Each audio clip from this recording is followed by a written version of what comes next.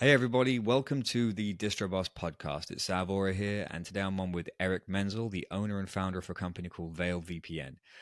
We had some technical difficulties at the beginning of this podcast, which meant that we lost the first 10 minutes. So the beginning, the pleasantries, they're all gone. So unfortunately, we're going to be just hard, there's going to be a bit of a harsh transition straight into the conversation, but rest assured, all the good content is actually here in this conversation, so we do have it. It's a really interesting story about a company that's having to go through a transition as an entrepreneur. Eric has started his business, he bootstrapped it. He talks about how he's funded it through platforms, crowdfunding platforms like Kickstarter. How he used to run an incubator, so he's well versed in how to actually drive money into a business from an investment standpoint. But how he built a consumer-focused company that actually is very successful, that's used the world over, but is now having to go through this transition where he's having to shift from the consumer-focused model completely into an enterprise model. It's not because he's not making money. It's actually a really interesting dilemma where it's not to do with how profitable a company is. It's actually more to do with your future exits and how investment can come into the business. So it's actually a conversation worth listening to, especially because a lot of companies do go into this, do find themselves in this situation more often than not, where you pick one market, you try and position yourself strategically to take full advantage of that market, and then suddenly you have to completely pivot. So I hope you don't mind this harsh transition, but we're about to jump in now.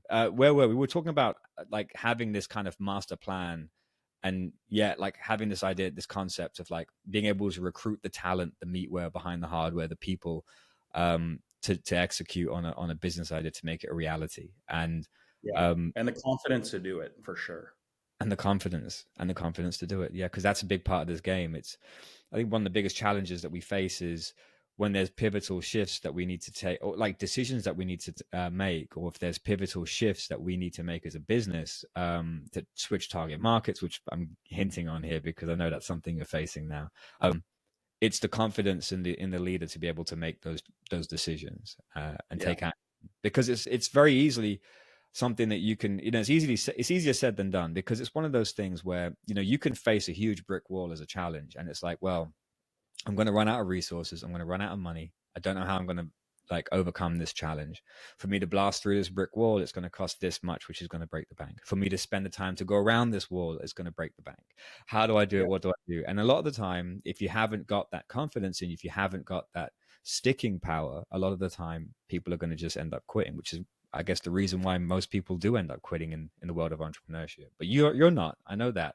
So yeah, so let's take it a step further then. So you've gone through uh, the experience of having built software. You've kind of, I guess, given yourself permission to start building your own business because you've got the Mhm. confidence, right? You've kind of done it before, and now is that when you had the idea or the concept for Veil, or did you do something else prior to it?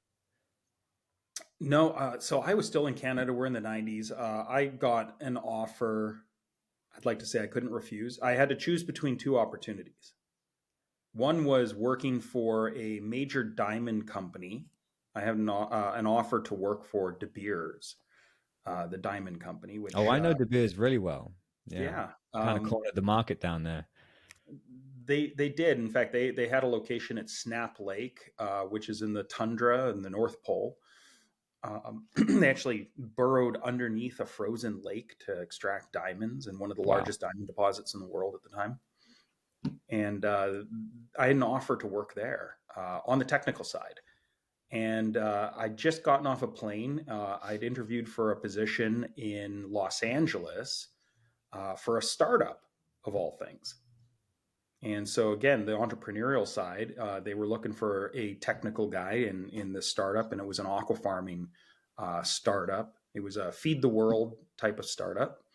And I tell you, I got off that plane. I looked around in the middle of Yellowknife, Canada, the middle of nowhere, and I said, "I'm going to Los Angeles. I'm here for a free lunch, thanks to beers." Nice. But yeah, and that was it. I hitchhiked down to Los Angeles to start my new position. That's brilliant. Well, Yeah. De Beers is interesting because they're huge. I actually used to sell their diamonds. through an intermediary Really? broker. Yeah, as alternative investments, we used to sell a hell of a lot of them because it's like I that would be wholesale a with totally anything. separate podcast, but I could tell Yeah. you lots of interesting diamond stories. Oh yeah, yeah. We should definitely talk about that one. We can. That's interesting because I'll need you back on then because that's if it's kind of rare to find people well versed and experienced in that world. I mean, as a salesperson, as a broker, we used to partner with lots of different companies in the diamond industry or the diamond sector to sell rare earth gems and diamonds themselves. And De Beers just unlike, I mean, much like 1-800 lenses or something. Like if you're trying to buy Yeah. contact glasses, like it's like they just had the market, and you could literally just, if you had enough, you could buy huge amounts of diamonds, and you could get discounts on them. And so you could mark them up, and you could mark them up as much as 50% and make some decent money on them. And of course, the value of Yep. diamonds, they do climb and they do hold their value. So when you're selling wholesale like that, it's fantastic. We even had situations where we'd buy the diamonds in as the raw material, then have, I think, the investments from the actual the client services side. What they would do is how they would pitch it to clients was that they would couple those. They'll say, look, well, you're buying these diamonds, you can hold them, or we can stick them on rings and sell them for double the price or quadruple the price and get you the Well, De return on Beers it. invented the engagement ring, right? They did, So yeah. Yeah, yeah, the marketing it's that they put towards that was crazy. and they really are one of the last remaining true cartels. If you were to look at it from a business monopoly Yeah. perspective, it's a fascinating world to be involved in. Yeah, it's one thing to say they cornered the market or they just hold the market, like, and they've done it in almost a cartel nature. Like, you can't compete. It's like you can't get involved with that world. You can't go start digging up diamonds without having to cross their path, and they have people. I know that I've heard enough. I've heard enough horror stories from competing companies based out of Dubai who have tried to like set up their own like De Beers sounding company. I mean, the name sounds almost as close as, and they try and build their own thing, and then before you know it, De Beers is sending everybody over to shut them down as fast as. So okay, so you're working for this company, this Mhm. startup in Los Angeles. Where do you go from there? Well, funny enough, I had a data center, co-location data center, and my data center manager of this center introduced me to a private equity group that made an investment in a technology startup, and they were losing their ass. And they were Mm. looking for some consulting to come in and to help them figure out, what they had and, what value they can still get out of their investment. And I did that. And they basically gave me a blank check. They said, "What do you want to do? We want to work with you. We want to do something with you. What do you want to do?" And that's where the idea of the technology incubator came from. Okay. Let's do an incubator, an early stage incubator, where it's entrepreneurs that have an idea, just an idea, and they don't know where to go with their idea, right? They have a good idea. You bet on the race. You bet on the jockey, not the racehorse necessarily, right? If they have a really good idea and they can execute, we can help give them those tools, like you were explaining before, putting the team together, finding the developers, or finding, the pieces, the missing pieces that a lot of people get stumped by. We can put that together on an equity basis and funding and that type of thing, and get you rolling and Oh, get you to you that set that up early. for companies. You created, this was your, was it like a physical location? People would just come in and apply to be there, and they'd start up. If they would, they have to rent a space or something, or did they just come No, in it with was their all pitch?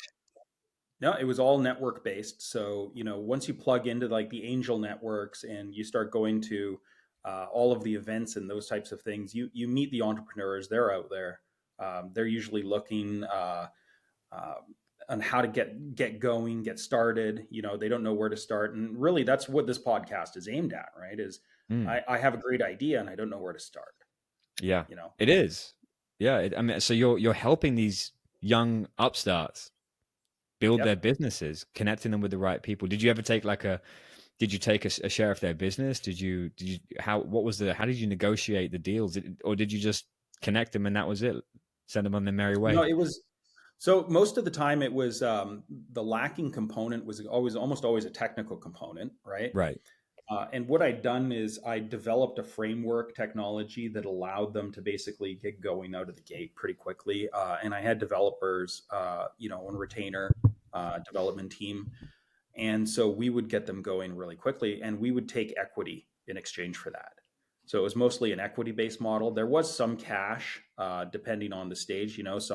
Some people come in as an entrepreneur, and they have the means to fund the development of it themselves.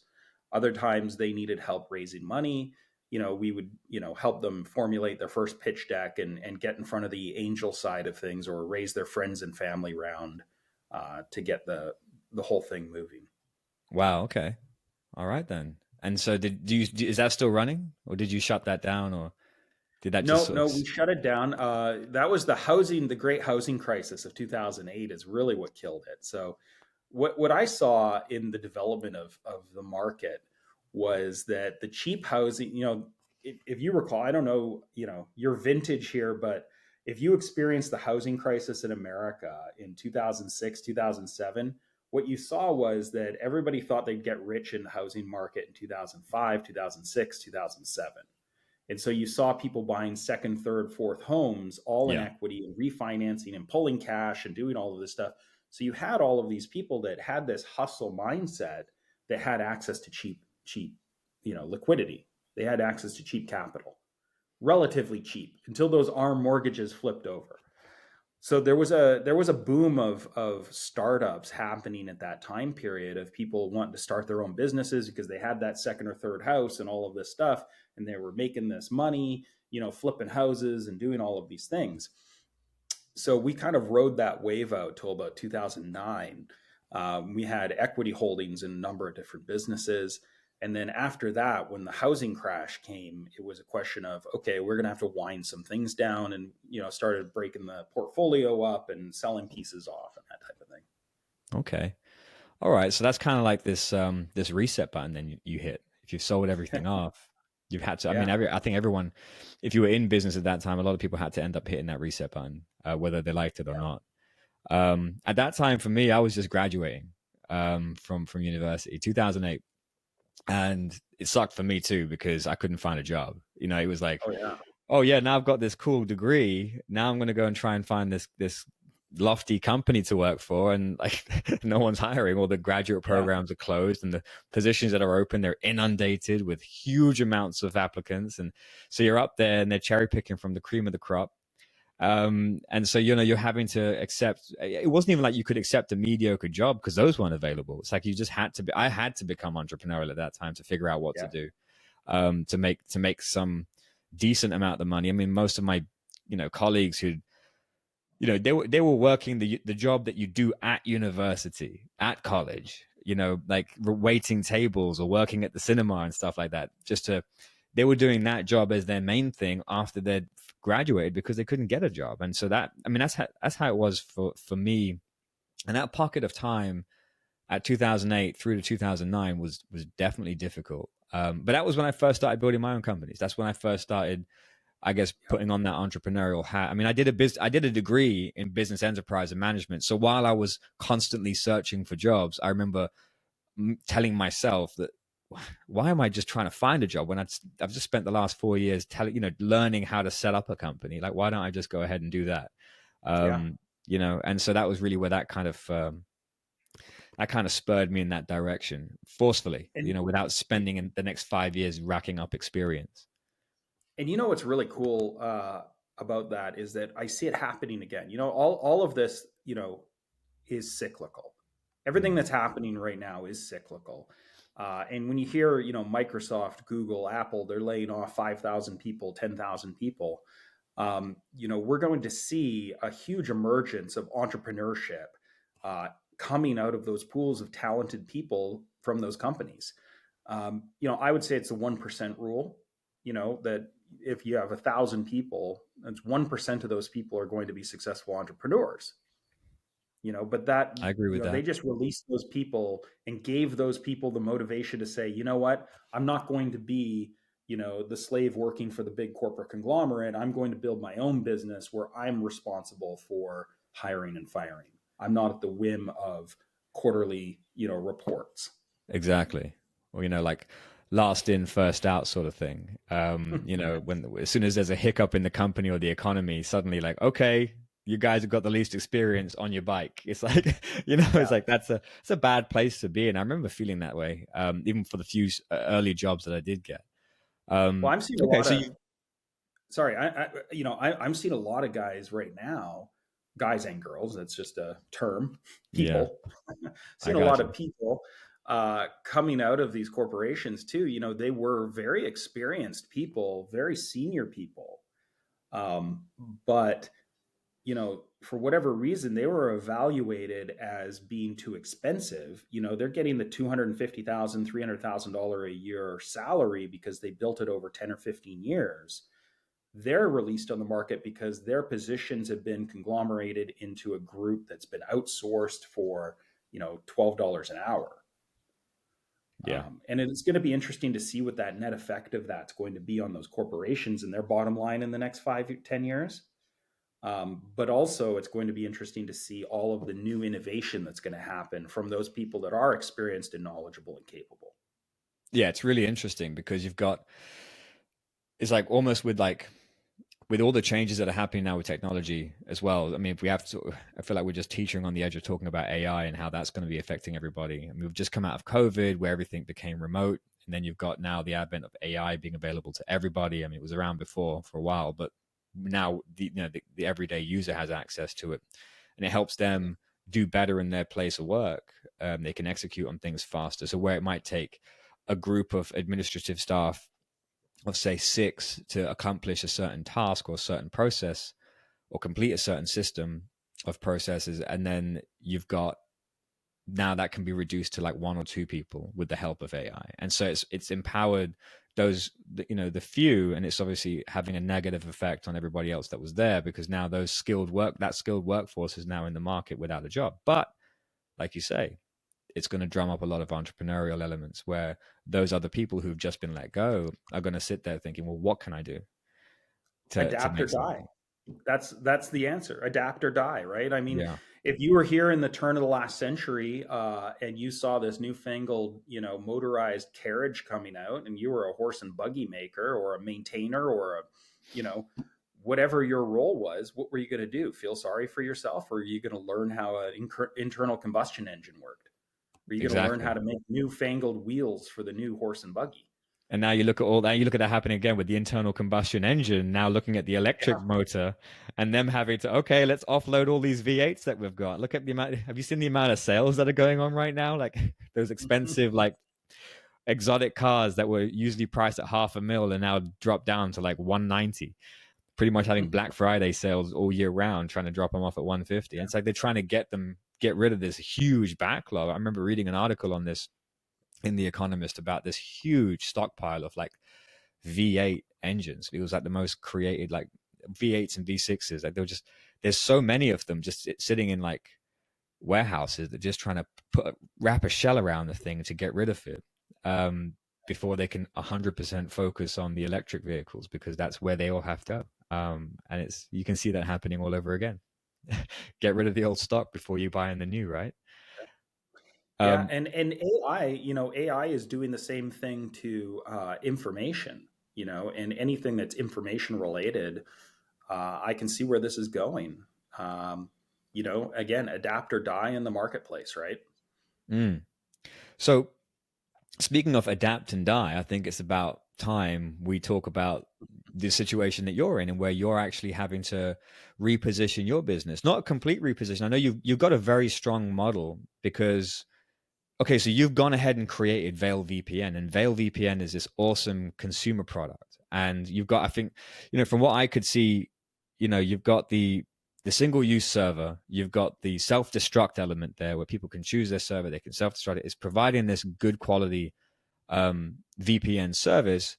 So first of all, actually, before we get to that point, how did you build that up to get to the point where you're now having to now position or reconsider your strategic position in the market? Okay. Well, the story goes, I was working with this private equity group, and we had diamond mines in Africa. That's a whole other conversation. I have Yeah. some coffee interests. I was working in South America, Middle East, all kinds of things. I was all over the place. And I used a VPN to connect securely to both the corporate stuff, but also to, general information.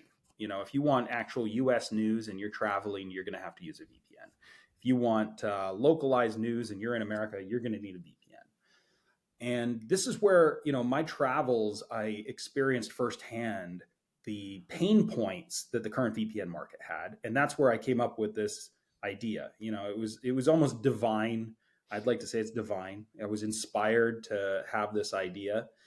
And I immediately sort of sketched it out and put a team together myself of a couple of guys I recruited personally to help implement the idea that I'd sketched out on what this looks like, on how to do this. And this is in 2018. So we're fast forwarding up to 2018, 2019. Were these partners, or were these people that you like put ads out for, or just use people in your network you started paying for? Like, did you have like a startup pot of money to then pay people, you know, consistent salaries, or was this like, look, we're on this mission together, I'm promising you this is what we're going to achieve if we get to this milestone? Or how did that go? So running the incubator, I had a tremendous run and success in recruiting people through sites like Freelancer, Fiverr, places like that. In fact, in Freelancer, I was for a period of time one of the #1 hiring companies from Freelancer. So what I do is a traditional, you know, compartmentalization of what is the work you need to get done, break it down into the smallest work components, and then start hiring people to do that, and then add their responsibility as they prove themselves capable of doing the work. So really it's leveraging that ability to be able to identify, recruit, and develop the product. And what I did with Vale was essentially reached out and started holding tryouts to find developers and DevOps guys that knew the systems that I was trying to do. And you know, I wasn't looking for the super experienced guys that knew exactly how to do it. I was looking for the guys that knew how to figure out how to do it. Is that the equivalent of a And hackathon or something? basically, yes. Yeah. So, you know, I found a couple of guys, some incredible guys in the Ukraine. I also, as a caveat, focused on Ukraine for those developers at the time. And, you know, that was done strategically. And this is in 2018 before the troubles have started, right? I think Crimea was an ongoing issue at the time. But because of my experience, I found that Ukrainian developers, Ukrainians in general, had a very entrepreneurial mindset. They're about as close to the American ethos as I could find worldwide. The idea of, you know, hacking it together to make it work. The idea, you know, I'd like to say the cowboy mentality. They're like the Eastern European cowboy mentality of America. Nice. Which is Yeah. incredible. That's a good soundbite for you there. That's brilliant. Ukrainians, in regards to the developers that I've used who are based in Ukraine, it's the same kind of feel that I've had. You know, you'll go around the world looking for people qualified, experienced enough to deal with something, and I've always found that there's a wealth of knowledge. And the crazy thing is that I don't just want to say, oh, and they're so cheap. You know, the fact is it's super cost effective because they are markedly cheaper and more cost effective than having to go, especially in the US or the UK. But you're getting a lot of experience and a lot of like you say, like they cowboy it together. Sometimes they can go ahead and they'll think outside the box and they'll get you the solution that you're asking for. And they'll go above and beyond. And I mean, that's a general statement, but for the experience that I've had, and clearly what you've had, it's the same sort of deal. Like you are able to scale up with that. Yeah, and so what I did was I initially recruited 2 people. One person is the primary developer, and one person is the primary DevOps for the large clouds because I needed a cloud guy. And you know, it was the 3 of us that built the initial prototype of the system. The entirety of the system was just the 3 of us. Sadly, you know, one of the most brilliant men that I've ever worked with, he was incredible. His name was Andrew Shakira. He was my primary dev. He and I worked very closely together, and sadly, he passed away suddenly in 2020. Wow. So that was my first real roadblock in developing this. I mean, he was so incredible. He was able to develop the mobile applications on iOS, on Android, on the desktop. He did it all. He was that talented. He was full stack and capable. And he And was when we your lost lead. him, he was my lead. Just an incredibly brilliant man. I mean, he would have been our chief technology officer, at scale. Um, but sadly, we lost him in 2020. In fact, my son, who was born shortly after, is named after him, Oh wow. Andre, and his Andrew's parents are actually my son's godparents in Ukraine. They're in Dnipro. Oh wow. So you're forging these very that's a very close relationship that you're forging across the world like that. It's kind of a testament to remote working, um, and It the should be. I mean, collaborative if effects. they say with these companies, if they say, a company says that you're family, that's a red flag, right?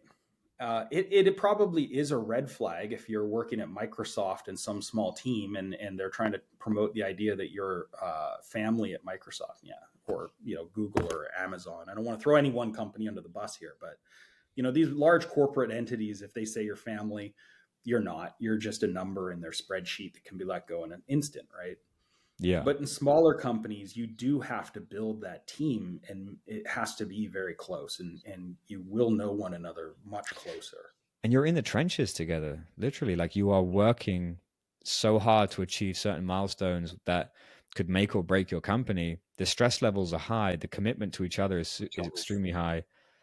It's hard not to forge those kind of bonds and relationships because you're spending more time with them than anyone else, generally speaking. So um, now, yeah, exactly. With the big corporations, you're as much as they want to tout family, the reality is it's not the case. You're a cog in the machine, and you are replaceable.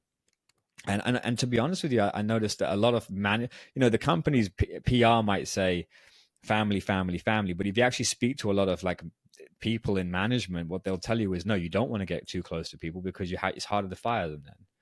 I think I was Yes. just listening to, as I say listening, because reading these days, oh my God, it's like I have so many things going on. I wish I could read more, can soak up information, but I was listening to an audiobook, Elon Musk's one, by, yeah, was it Isaacson or something like Robert Isaacson or something?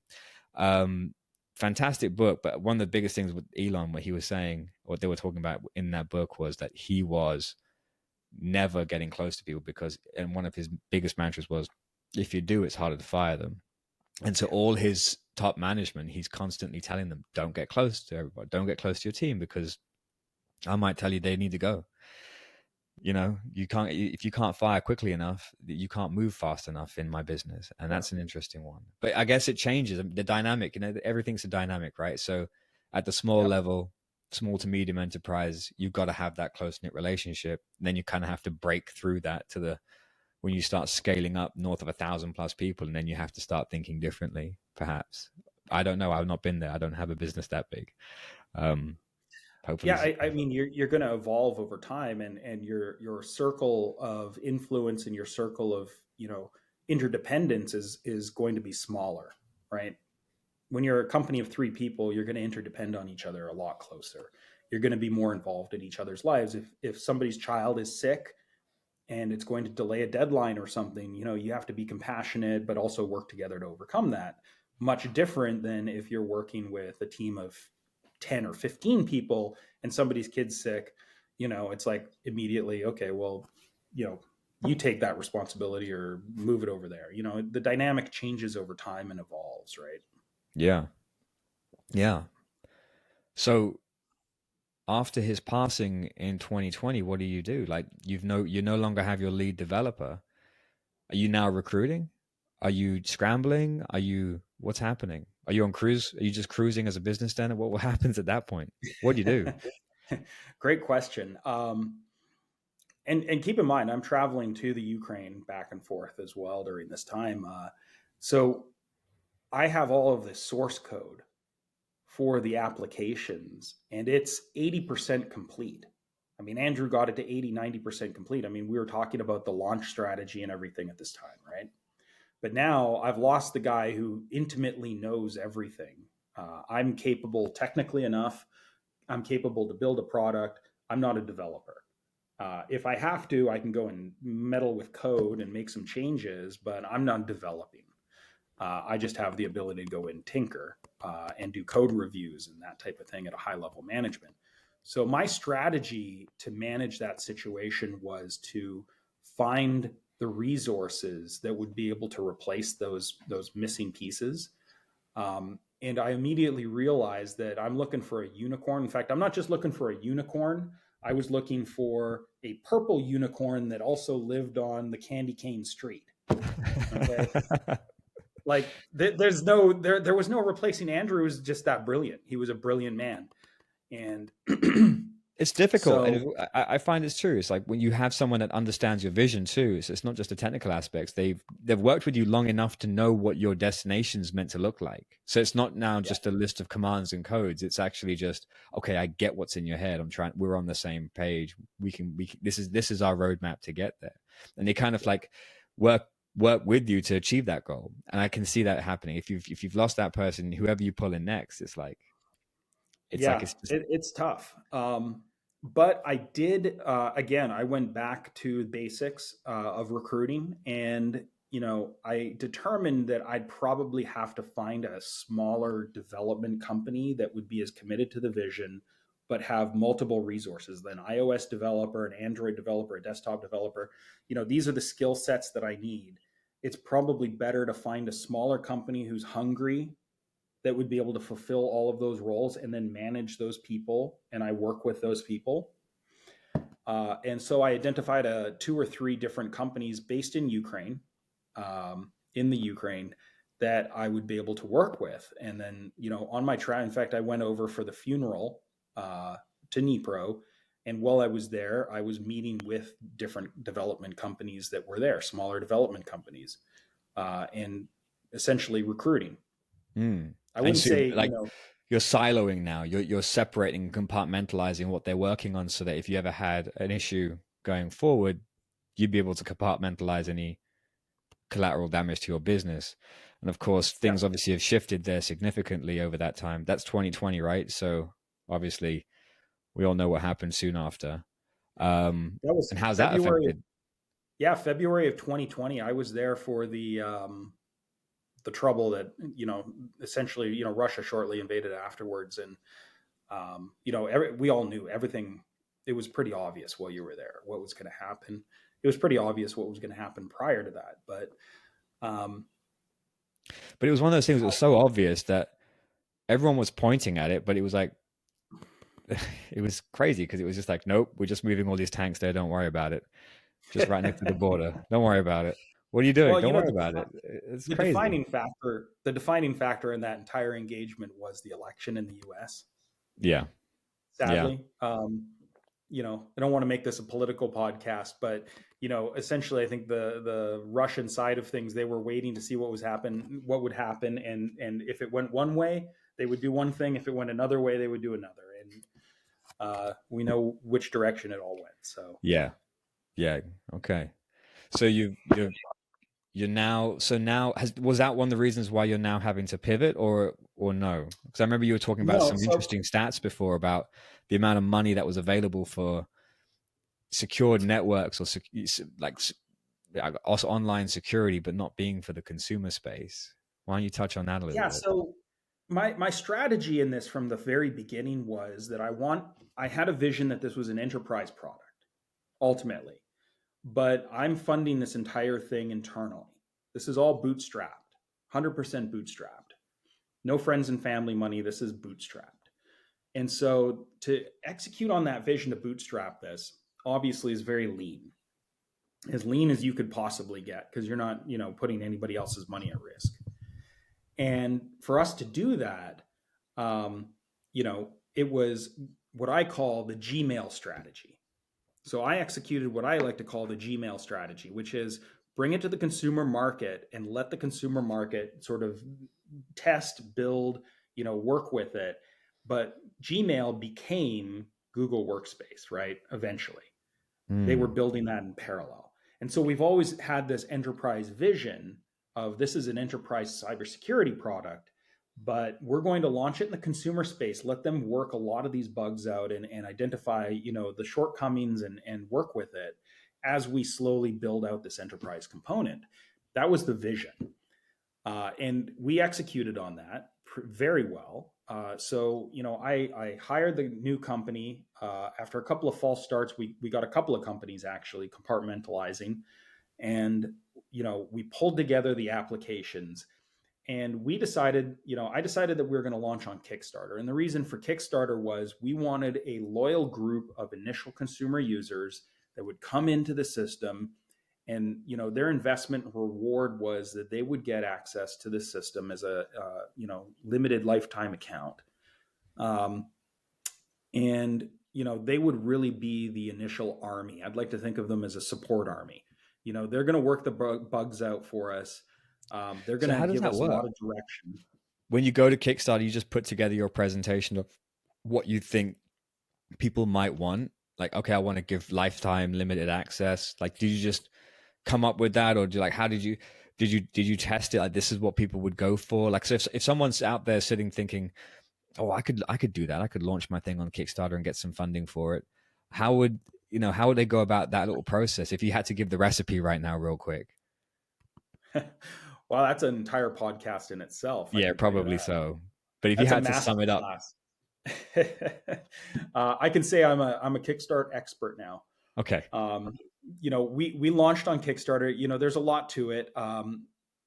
Partners in Kickstarter are critical. You have to have the right partners for the marketing side. You have to have the message correct, and there's some strategy, some behind the scenes strategy in Kickstarter that you wouldn't know about unless either you were really well read into it or had somebody with experience guide you on it. And we did that. We were the number one software Kickstarter in 2022 when we launched. So Nice. we went out on Kickstarter. We hit all the marks. We were very successful. And all I can say from Kickstarter, it's a phenomenal platform. It's also a very expensive way to do business.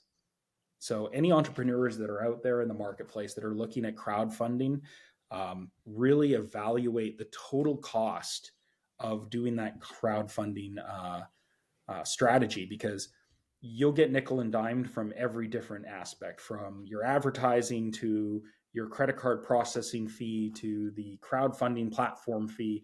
Once you add it all up, your net takeaway from crowdfunding is a very small portion of Wow. what the larger number is. It's shocking. Yeah. But But on the positive side, that happens across the entire investment world, though.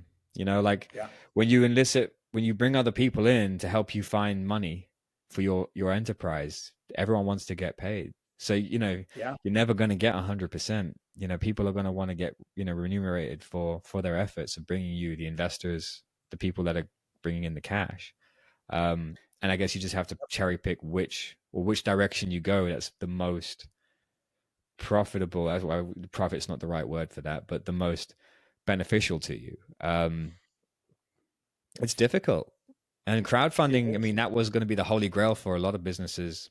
I remember when it first kicked off and the whole concept came up around, that was around like what, 2012, 2015, yeah, around 2012, 2013, at least here in the UK. Every meetup, every group that you could go to was all about crowdfunding. Yeah.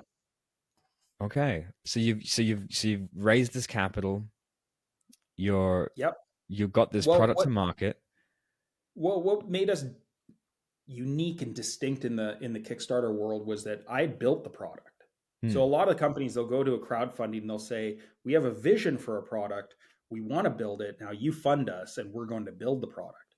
We went to Kickstarter and said, "We've already built this product. We want to launch the product with your support."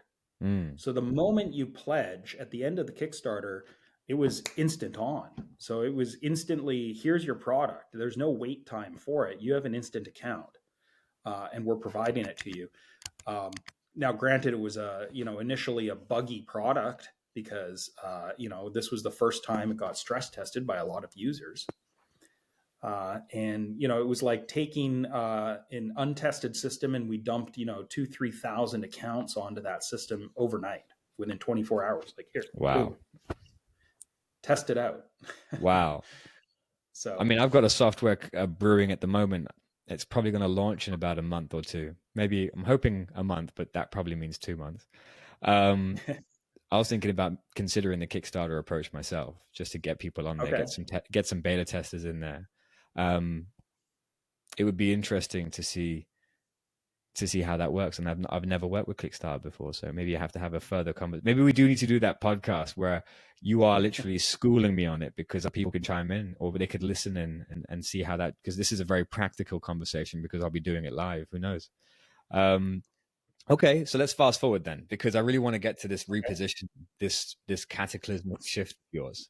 Yeah, yeah. I apologize. We're meandering down the path here of the That's fine. conversation. That's the way this is meant to It's happen. so to support the business, any startup, any software startup, you can bootstrap it. Bootstrapping means that you're only surviving off of what you kill, right? You Mm, you eat what you kill, as they say in hunting, and that's it. Versus the artificial version of growth, you go and raise money. Almost all software companies are going to be required to raise money at some point, to overcome the next hump, the next hurdle to be successful. And for us, we went out to raise money initially after the Kickstarter from the traditional cybersecurity venture capital companies and private equity groups. And we got a tremendous amount of positive feedback. Now, in all of my years of being an entrepreneur, you'd send out 50 decks to all the VCs, say 50 VCs or 100 VCs, and you get one or two meetings, maybe mm, three. I've yeah. had Or 22 none at different all for VCs. the most part. Yeah, or none at all. I've had 22 different meetings. So 22 different cybersecurity VCs have met with me and evaluated it. And, cumulatively, I would say it's over $100 billion worth of cybersecurity fund that's available within, those 22. And resoundingly and sadly, I have to say, the message has been the same from every single one of them. And the message is that although this $100 billion is sitting here in a fund or funds ready to deploy, not a single dollar will touch anything consumer and won't even evaluate you. They will not consider you if you're a consumer product or have anything to do with the consumer side.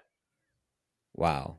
And so you've got this, and you've bootstrapped this business that's very good at executing on what it promises, which is to provide this VPN, but it's all geared towards the consumer at this point. So you haven't yet built out the enterprise model. Are Yeah, you and well, we had the enterprise model roadmapped.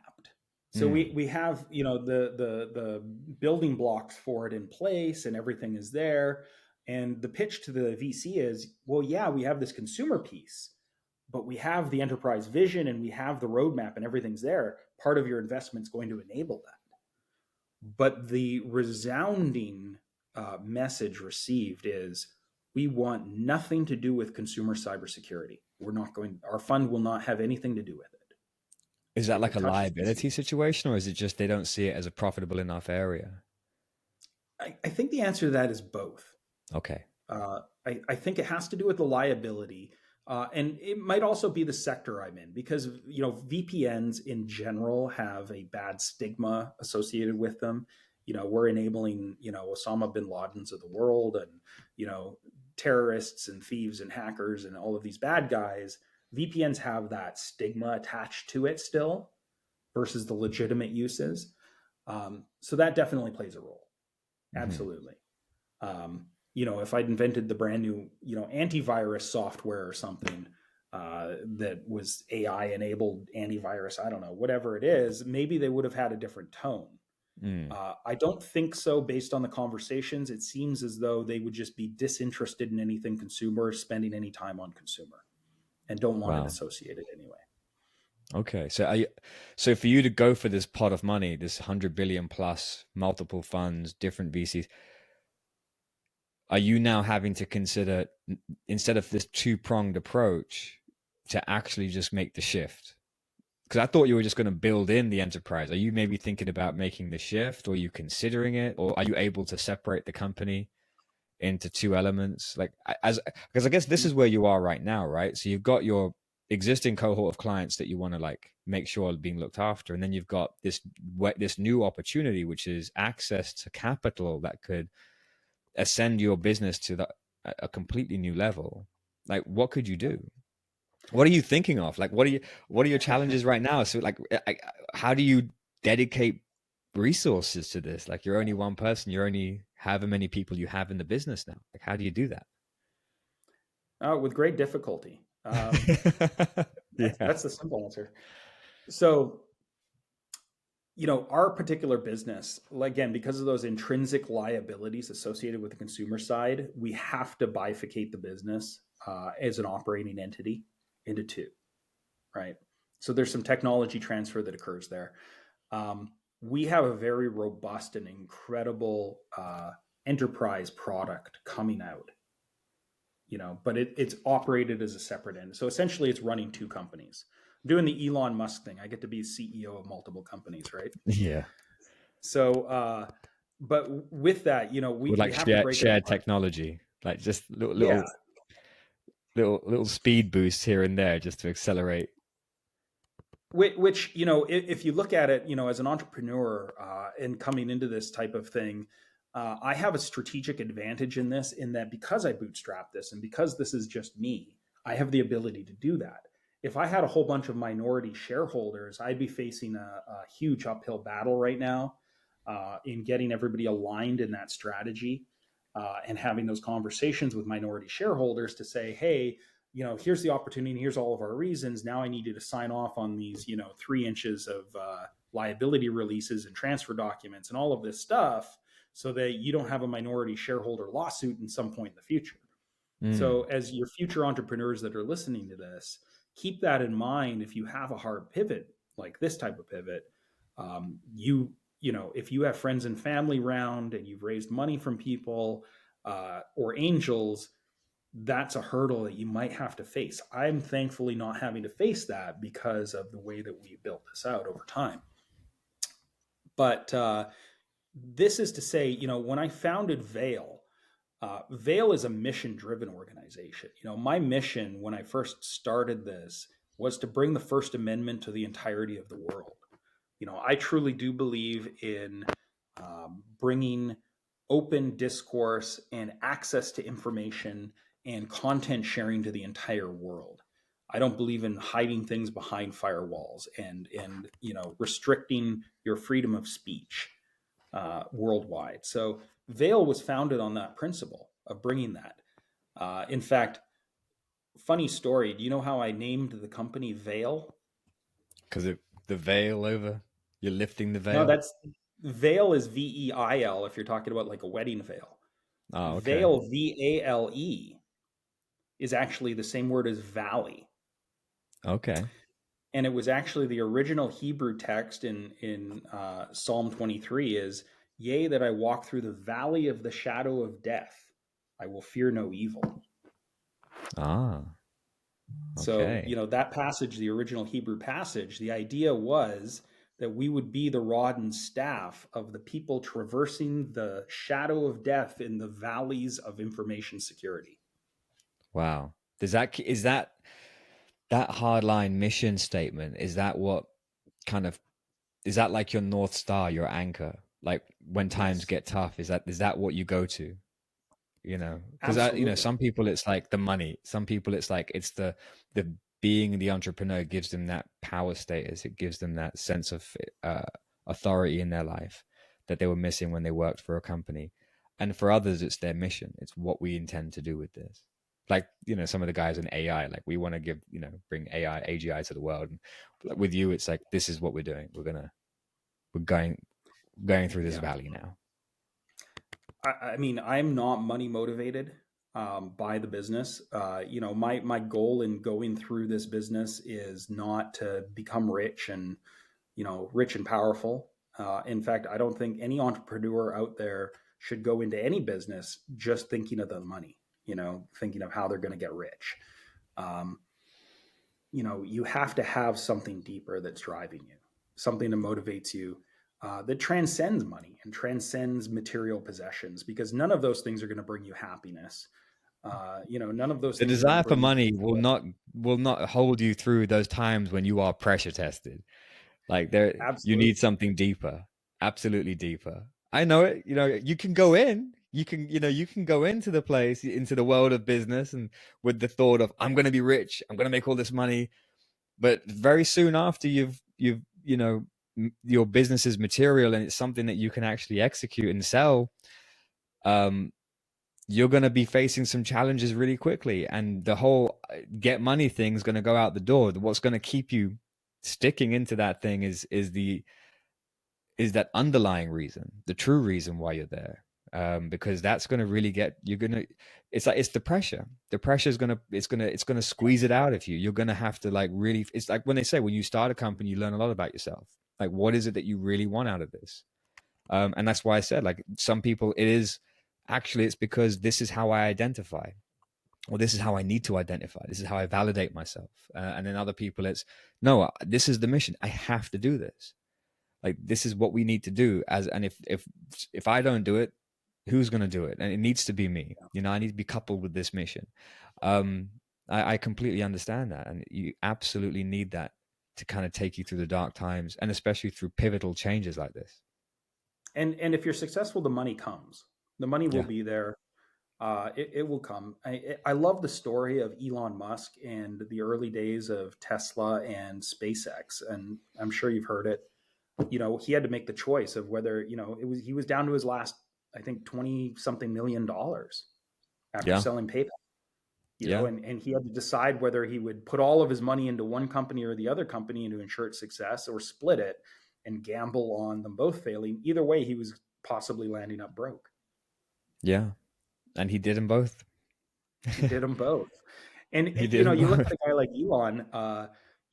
Elon is definitely mission driven. Obviously he's not worried about the money now, but he's mission driven to this day. When he's looking at that, he wanted to revolutionize the auto industry. He wanted to revolutionize space travel. His mission was to make a big difference in those particular markets. Is there an opportunity there? Yeah. Is there an opportunity to make money? Sure. But overall, he's an agent of change. And I think that that's one of the most important mindsets an entrepreneur has, is be an agent of change. Hmm. Something be an agent of change, but with something that I think excites you, that Yeah. you can attach yourself to, you can couple with, because just I mean I've spoken to enough graduates who have like gone through have they have these lists out there like, well, these are all the things that humanity needs, so if I want to disrupt something, I'm going to go into these industries that supposedly serve these core drivers for humanity. And it's like, well, you can pick one, sure, but you've got to pick one that you've got an affinity with, that you actually really connect with, because again, regardless of your intellectual choice here, it's gonna test you. You are gonna, no matter what size company you are, what level of your entry point is, you're gonna end up with some serious pressure real soon. If you're committed and you get Exactly. past the first couple of rounds, it's gonna be there, and it's gonna be waiting for you, and you've got to deal with it. So okay, so where in this transition are you now? Have you got to the point where you're making this change, or are you still in the planning phase as a business? I mean, is it okay to ask you that even? Is it even okay to even discuss this part of it with you? Yeah. That's a great question. I don't want to reveal all the strategy, Yeah. but our enterprise product, it's a dual edged sword. What we built an amazing tool for Vale. And on the consumer side, it's about privacy. It's about keeping all the consumer information private, secure, not detectable. The flip side and the enterprise side is it's about being able to have insight and protecting the business and seeing what's actually happening. And the nice thing about the technology we developed is that it is both sides of that sword. So our enterprise product is, at that prototype phase where we're, able to launch it very soon into the marketplace. And our strategy to do that is essentially, there's some business pieces that have to go in first. So once the business pieces are completed, then we can launch the prototype in that business. we're going straight back to the same 22 VCs and saying, okay, we've built it. There it is. And we've sheltered your liability. There it is. There's the enterprise and there's the strategy. This is exactly where we're going with this. And how we're, So they've literally told you exactly what it is that they want. You're going to literally serve it up to them on a silver platter and say, we listened. We listened. This is exactly what you said you wanted. We built it. Where's that money? yeah, without your money. And guess what? The price just got higher. Yeah. The price went up. Yeah. I mean, like one of the things, I mean, I wrote a book and there's one of the second part of this book is about how to build a business. And I break it up into these 4 steps, which is you pick the market that you want to be in, the sub market. That is like, if it's fitness, then you have your sub market, like could be like, I don't know, bodybuilding or yoga or whatever it is. Right. You pick your sub market. You don't pick your niche because you're going to create your niche. So people tend to get that one confused. You don't pick the niche, you create it. So you pick your sub market, and then you go ahead and you find the people in that world that are going to potentially buy it. So that would be in your case, if you're looking at the supply side or the financing side, you're talking to the VCs. If it's direct to consumer products, it's the audience that you technically target. Later on, you find that audience, you ask them what it is that they actually want, and you let them tell you. You survey them or you ask them point blank, however you do it, you find out what it is that they actually want, and then you serve it up to them. You give it to them, and you can, once you know exactly what it is, not just that one individual wants, so it's what that market wants. You have an offering ready for them. You can then, if it's not that person or that company, that initial group that buys it, you've got something that you can take to the wider market anyway. And it sounds like that's where you're at right now. It is. It is. And, That's to the brilliant. point that I made earlier, I might not be financially motivated. I mean, money is nice. We all like money. It relieves a lot of stress. But to be clear to the entrepreneurs in the world, you know, the whole modus operandi of the venture capital and private equity market is money. They want to know how they're going to Mm, make money. That's all they care about, right? I it's the bottom mean, line. sure, they have these big ESG funds, and they talk all of this great social change, stuff, but ultimately they're bottom line driven, right? They want to know how are you going to make money, and they want to see that you're going to make it to the $100 million in ARR after 3 or 5 years. That's what they really care about. Absolutely. That's the So bottom line. that's the bottom Yeah. line. All right. Well, look, I think we've kind of come to that point where we've hit the hour mark, and I want to keep talking with you, but I think we need to split this conversation up into 2 rounds, because I felt like we covered like the surface area of some really deep topics there, like the whole Kickstarter thing, the incubator thing. I think it would be really fantastic if we could have you back on, to maybe just focus on those other areas too, where we can really explore what it takes, because you've ran an incubator, what it takes to get people positioned strategically where they can take on the resources of other people, where they can take a product to market, and how they can how and what's the right way to kind of shed off equity, for the talent or the resources that they need. And then also talk about like the Kickstarter side. I mean, it's something I'm going to be doing myself, so I have a personal interest in that. But I think that's also something that I think people flirt with the idea of using a crowdfunding platform like that, because whenever you go online, you start looking, how do I get funded for my startup? You start to see all these different options out there, and then there's these like application forms which are intimidating and require some kind of consultation in and of themselves. I think it might be an interesting conversation to have that Yeah, covered in a separate podcast too. What do you think about that? I'd love to. Absolutely deep dive into. We got 2 podcasts lined up right there.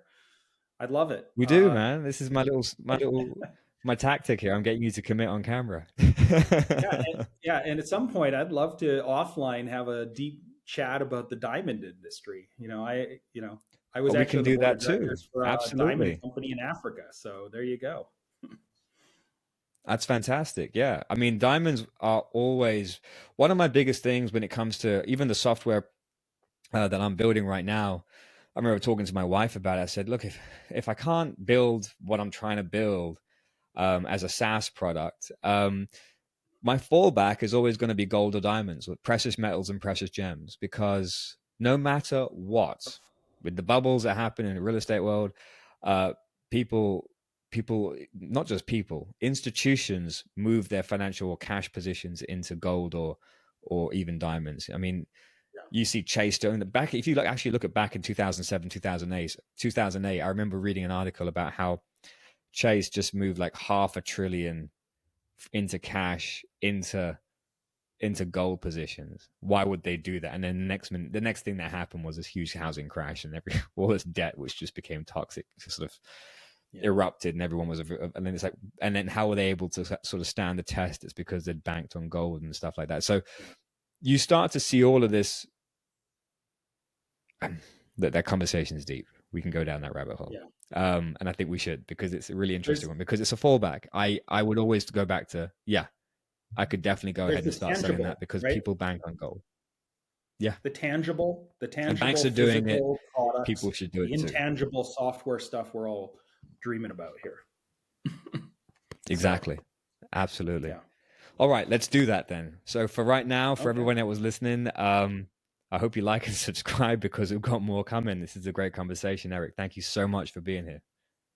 Yeah. Thanks for having me. I really appreciate it.